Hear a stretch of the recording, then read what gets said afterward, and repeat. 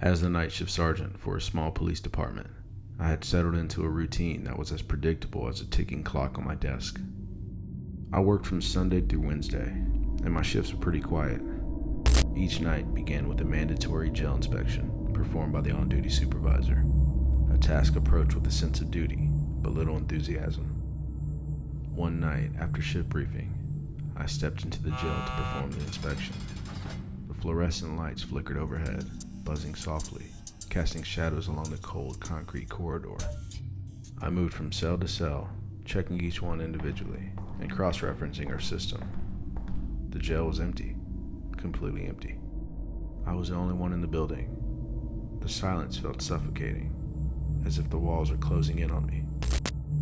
Settling down at my desk, I began sifting through reports, but my mind, it kept wandering. Then it came, sharp and jarring. A loud bang echoed against the cell walls. I froze, and my heart raced and skipped a beat. The sound reverberated through the shared wall between my office and the jail. I tried to brush it off. The cells were empty. Surely it's just the sounds of the old building. Minutes later, the sound came again. This time, like a desperate fist pounding against the walls.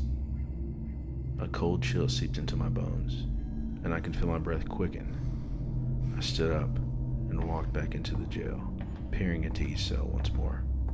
Nothing. Just the same empty space as I had checked moments before.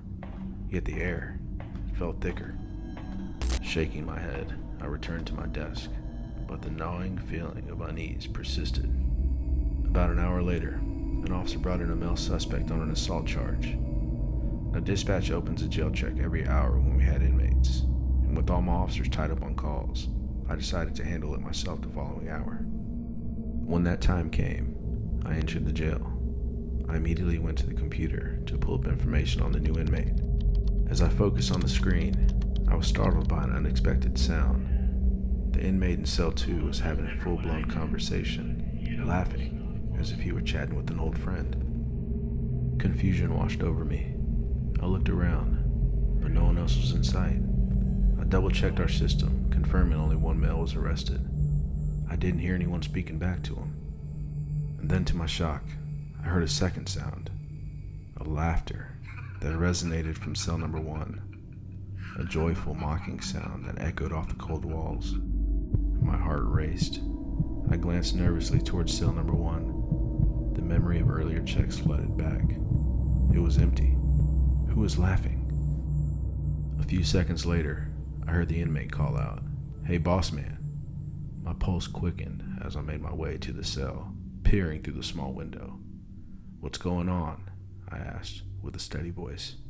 He looked up at me with a grin that seemed to stretch too wide, revealing his teeth that glinted like knives in the dim light. "You mind moving the other guy in here with me, so we don't have to shout to each other?" He lifted his hand and pointed his crooked finger towards cell number 1. An icy knot formed in my stomach. Cell number 1 had been empty. I checked it more than once, and yet I felt an inexplicable pull towards it. A whispering temptation echoed in my mind. Slowly, I walked over to cell number 1, the air thickening around me. I peeked in once more. Nothing. Just the oppressive darkness that seemed to reach out, clutching at my soul. "We're working on the paperwork to get you transferred to county," I said, desperate to deflect his request without alarming him. But as I turned to leave, the hairs on the back of my neck stood up. I caught a glimpse of something shifting in the corner of my vision, an amorphous shadow that darted just outside of light's reach. As I pushed the button to have dispatch open the jail doors, I heard a whisper echo from behind me, a soft, sinister voice that gave me chills. "Hey," it said, barely more than a breath, but it reverberated through the concrete walls as if it were a chorus of souls trapped within. I walked over to cell number 2, and the male was nearly hidden beneath a blanket, his face slightly covered, but I can see his eyes closing as if he were falling asleep. As I left the jail, the strange feeling in my gut intensified, twisting like a knife. I couldn't shake the image of cell number 1 from my mind. It was a place where many had passed through, but that night, it felt alive.